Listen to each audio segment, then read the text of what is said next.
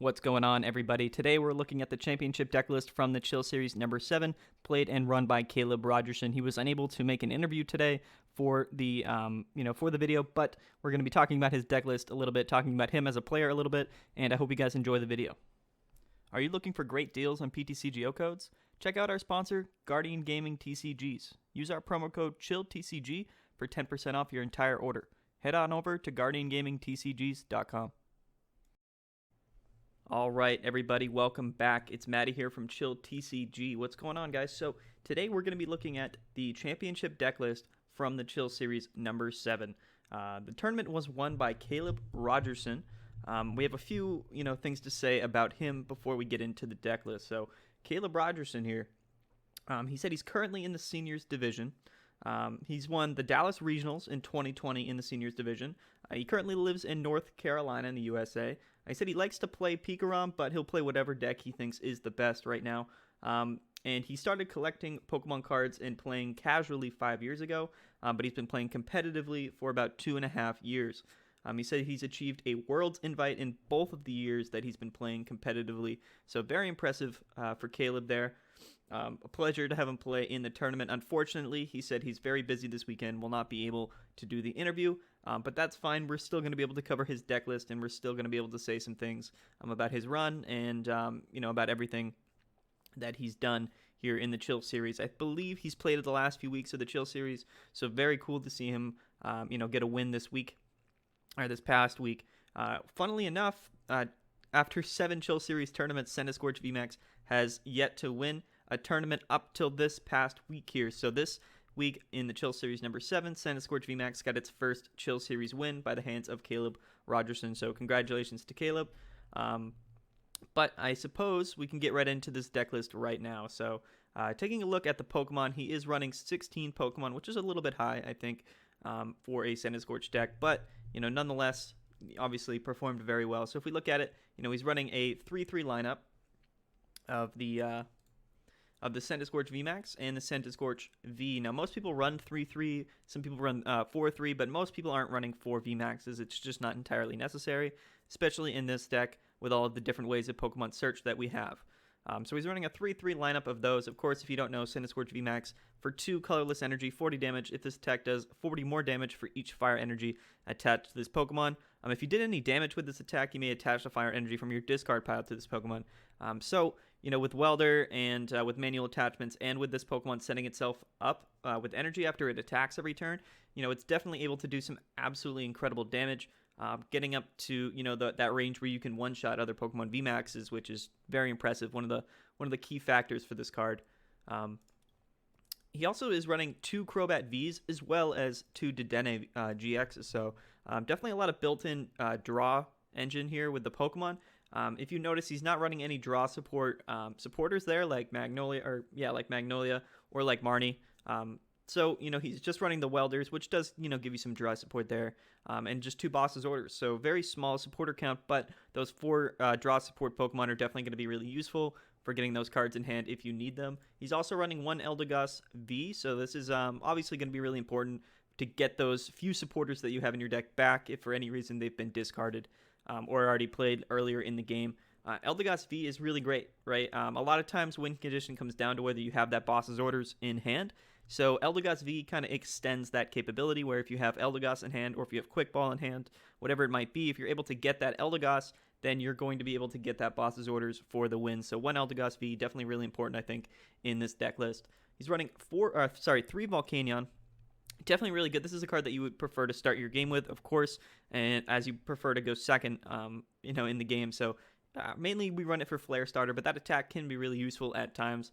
High Heat Blast. Flare Starter, though, search your deck for 1 fire energy and attach it to one of your Pokemon. If you go second and it is your first turn instead, search your deck for 3 fire energy cards and then attach them to your Pokemon in any way that you would like, and then shuffle your deck. So it can be really good to start your game if you're going second. Attach an energy to Volcanion, maybe even Welder 2 energies onto that Centiskorch, and then you can attach 3 more right onto that Centiskorch through this attack. So definitely a really great way to start the game for sure. Next up, though, so he is running 1 Heatran-GX, and I think that this is a really good idea.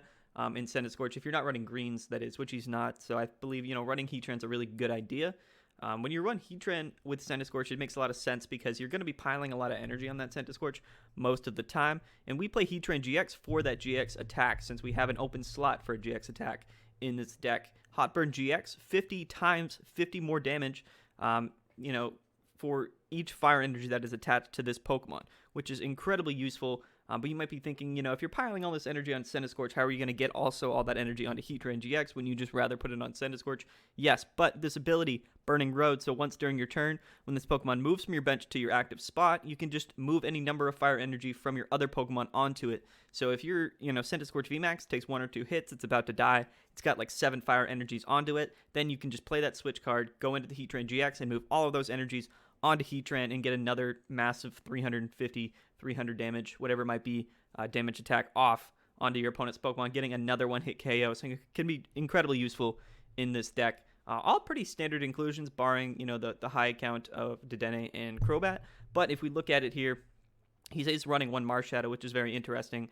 And I suppose this is probably due to people maybe running Power Plant more consistently now, or people running Chaotic Swell. Whatever it might be, resetting hole. So once during your turn, if this Pokemon is on your bench, you can discard any stadium card that's in play, and if you do, you discard this Pokemon and all cards attached to it. So it can be really good to get rid of those power plants, get rid of those chaotic swells, get rid of really any stadium in the active spot or on the board that you don't need before you get to play that Giant Hearth. And he is running 4 Giant Hearth actually.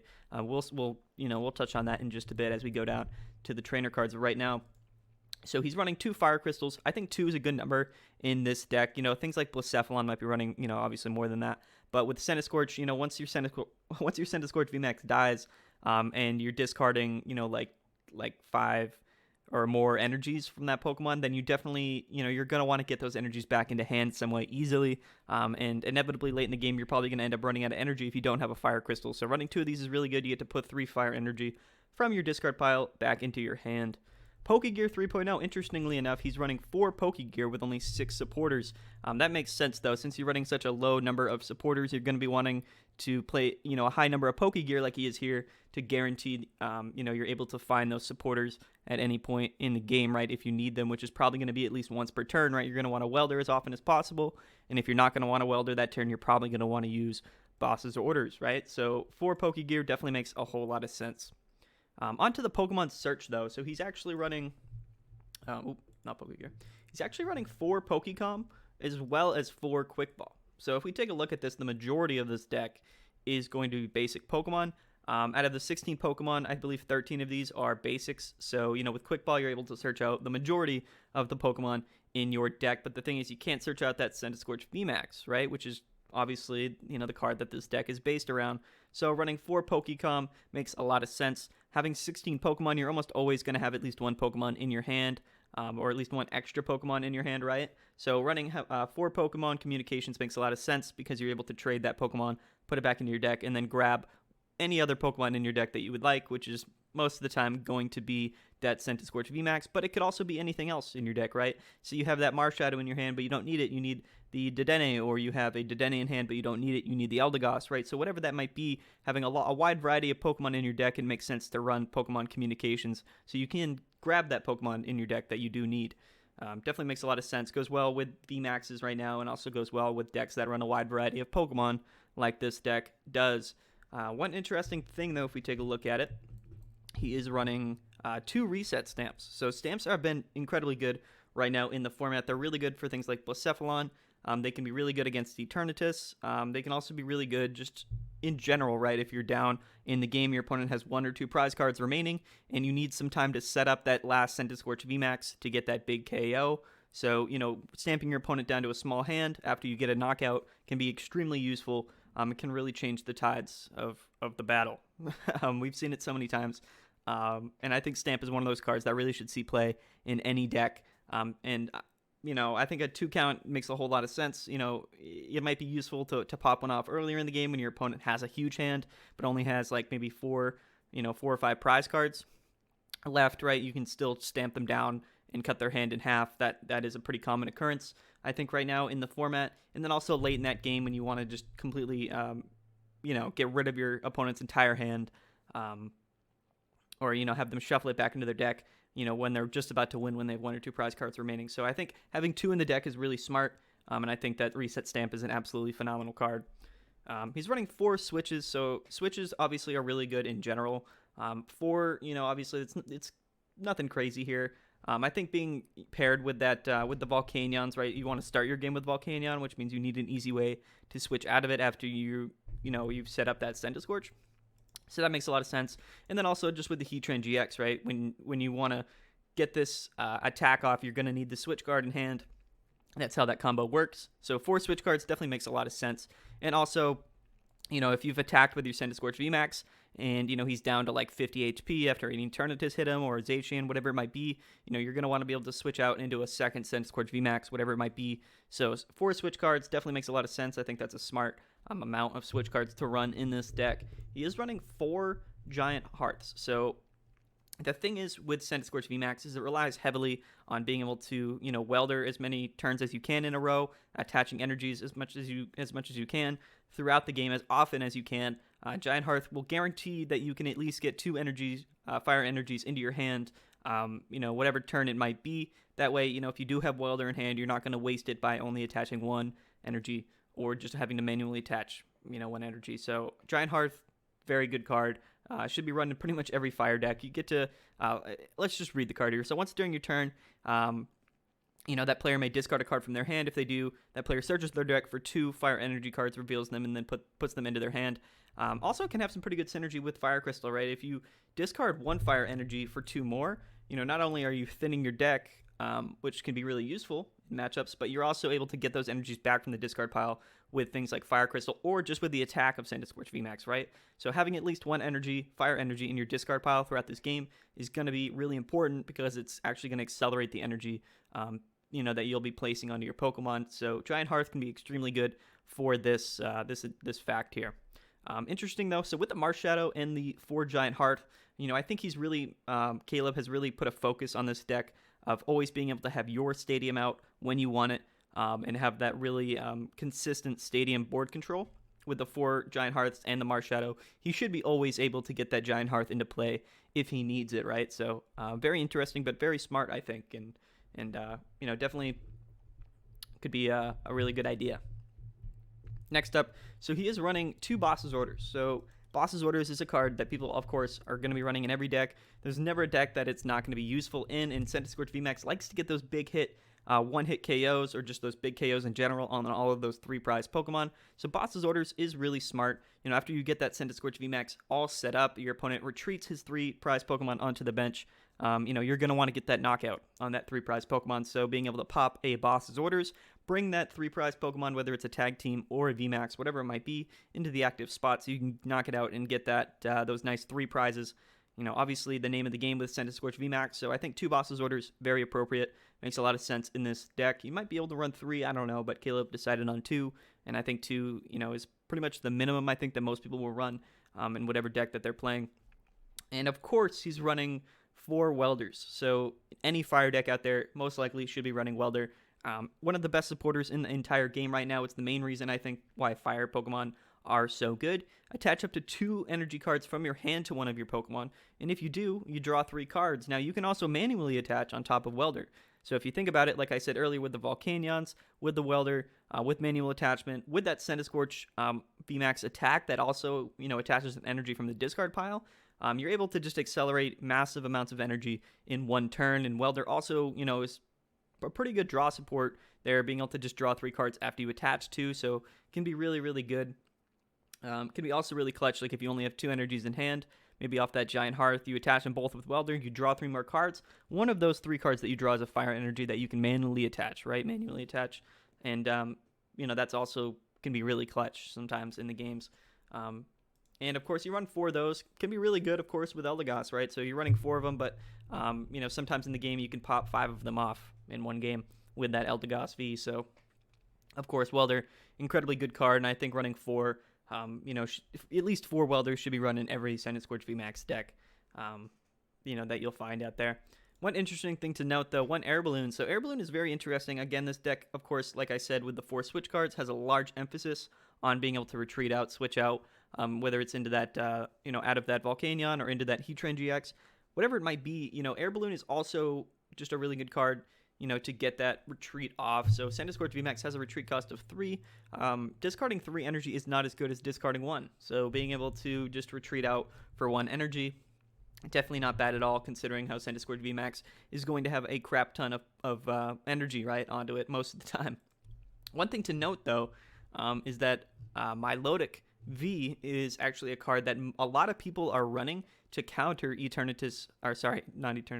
counter Centiskorch VMAX. So Centiskorch VMAX has a retreat cost of 3, and Milotic's first attack for 3 energy, I believe, does 50 damage plus 50 more for each energy in your opponent's Pokemon retreat cost. So since Centiskorch has a retreat cost of 3, then Milotic is doing... so it's just 50 for each energy in the retreat cost for Milotic. So that means Milotic is doing 150, but, paired up with either like a Vitality Band or with ADP Boost, Milotic is doing enough damage to one-shot Centiskorch VMAX. So with that Air Balloon, it actually reduces your retreat cost, which makes it so Milotic cannot one-shot your Centiskorch VMAX. So that's also a really smart inclusion into this deck, and I think it's, I'm not sure if that's specifically the reason why he's running it, but I think that could be a really good reason on top of all of that, that other focus on switching that this deck has. Onto energy, though, so he's running 13 fire energies. Kind of seems to be the sweet spot number if you think about it. Centiskorch VMAX likes to have 6 or 7 energies onto it to get those big hit KOs. So you want to have, somewhere around like 12 to 14 energies. I think 13 energies makes a lot of sense. With Fire Crystal, that means effectively, right, throughout the game, you're going to be able to have, 19 fire energies available to you throughout the game. So, of course, with the 13 and then the ability to draw 6 out of your discard pile throughout the game. So, 13 energies, I think, is a really smart number here in this deck. All in all, congratulations to Caleb. He, of course, had a really great run in the tournament, being our first Chill Series champion to run Centiskorch VMAX, being our Chill Series number 8 champion. Had a fantastic run, and I'm really excited to see a Centiskorch VMAX get the win at one of our Chill Series tournaments. I can't say enough how well Caleb played all of his matches. It was very fun to watch him play. I was unable to watch the finals match. We were unable to record it. Neither player was able to share their screen, which was unfortunate, but our stream actually died on Twitch anyway, so we weren't able to record it no matter what the circumstances would have been. Unfortunate, definitely. We won't be able to watch that finals game. I will not be able to post the video of the finals match, the grand finals match, to YouTube. But what I can do is I can go back, check Battlefy, check the bracket, and sort of go over some of the matchups that Caleb might have, or the matchups that Caleb played in top 8. So I'll go ahead and pull up Battlefy, and we'll run through some of the games that Caleb played in.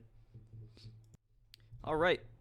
So let's look at these the top 8 bracket from the Chill Series number 2. Let's get some insight on some of the matches that Caleb was playing in the tournament. First of all, I hope that nobody has any problems with me sort of giving out their info who is playing in this top 8 tournament. Nothing crazy, just their player names and their deck lists and such like that.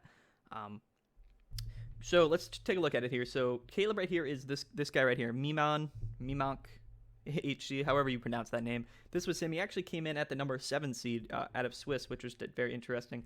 His top 8 round here, so his first game in top 8 was against James Nearyup. So Me-Man, of course, running that Centiskorch VMAX list. And James was running an Eternatus VMAX, not the Poison variant, but just sort of like an all-around Eternatus VMAX variant, running 2 Zigzagoons, interestingly enough, 1 Hoopa, 1 Sableye V, 1 Spiritomb, 1 Yveltal. So an interesting Centiskorch VMAX list. And now, an interesting Eternatus list. So Centiskorch actually has a very decent matchup against Eternatus. Eternatus has a pretty tough time getting those one-hit KOs on Centiskorch. I think that the Poison variant for Eternatus has a much better time of doing that. It's able to, if it gets 2 Toxicroaks on the bench, then it's doing 50 poison damage in between turns, which means that 270 plus 50 is 320, which will get the knockout on Centiskorch. But, James is only running 2 Zigzagoons and no poison, so, almost impossible for him, I think, pretty much to get the one-hit KO on the Centiskorch VMAX. He is running, let's see, Scoop Up Nets, if we can find it. Is he running Scoop Up? Let me see. I actually don't see any Scoop Up bets. So, yeah, that means that it would literally be impossible for him to get the one-hit KO on Centiskorch, which is good news for Caleb. So, I don't know exactly what happened in these matches, but I do know that Caleb, I think, will typically have the upper hand in this matchup. All he really needs is to go second. He needs to start with that Volcanion, which he definitely can do with all that Pokemon search. And with the large amount of energies and giant hearth counts in his deck, if he goes second, he should consistently be able to get that massive amount of energy onto his Centiskorch early in the game. Doesn't have to fear anything for at least 2 turns, or really 3 turns, right, on Eternatus VMAX, and then he can just feel comfortable to switch in to that Centiskorch VMAX, get one big hit KO on an Eternatus VMAX, or if he wants to, after he hits or gets hit by an Eternatus VMAX, switch into that Heatran and get a second one-hit KO. So I think overall, Centiskorch wins this matchup, specifically Caleb's list against this Eternatus VMAX list. Anyway, congrats to Caleb, and congratulations to James for making it this far into the bracket.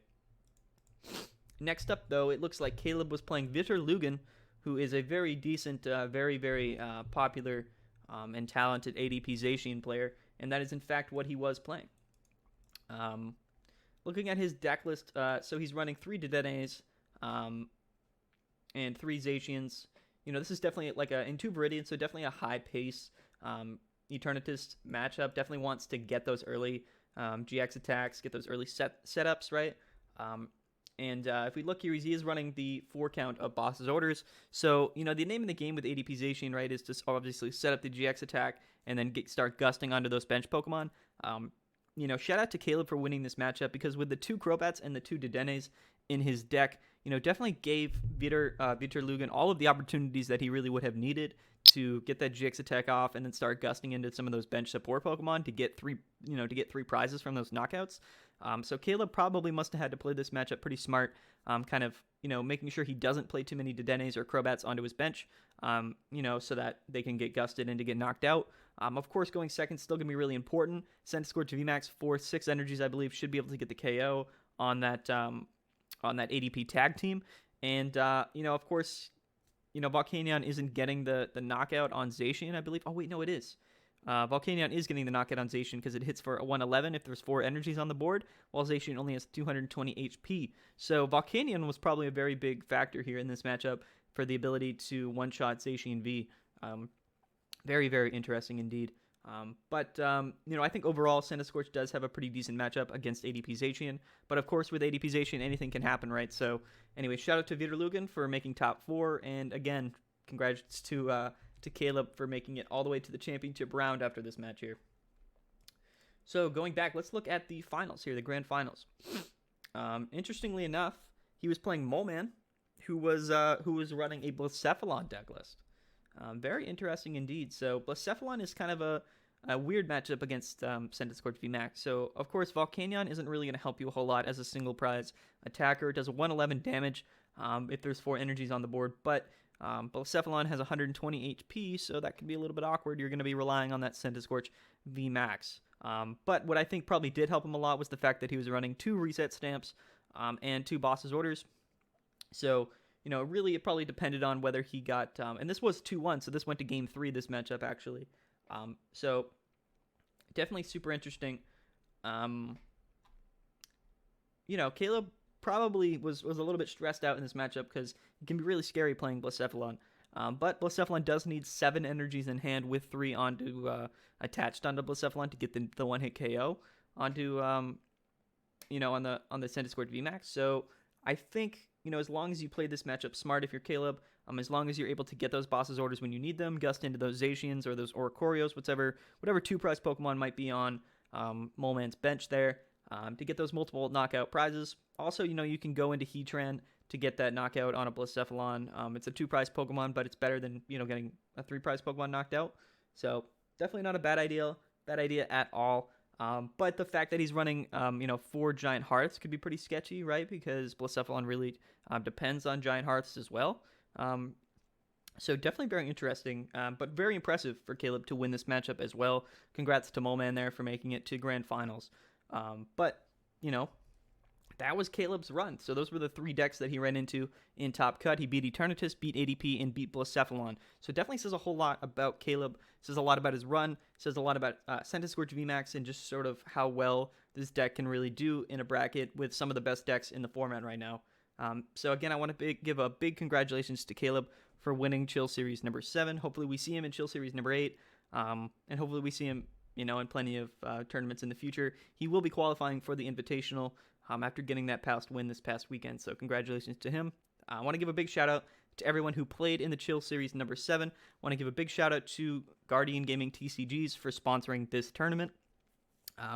Right now, as you see here on the screen, we are in Battle 5, but however, the Chill Series number 8, which is coming this Wednesday, is going to be moving to the Limitless TCG tournament platform. I'm super excited about that. It's a fantastic place for people to run their events, to play their events, and I think that it's going to be really good for the Chill Series. So if you have not already, register for the Chill Series 8 tournament, ptcgo tournament. It's coming this Wednesday on the 28th at 7 p.m. Definitely the most chill and relaxing and friendly competition out there for online tournament events go. So definitely going to be really fun. Go check it out if you haven't. It's a 2 Darkness Ablaze pack entry fee, and I think at least 200 Darkness Ablaze packs in the prize pool. So definitely really excited for this tournament. We only have 3 events to go until the Invitational, so I am really excited to see how this next one plays out. Anyway, guys, that's going to be it for me. So, have a good night.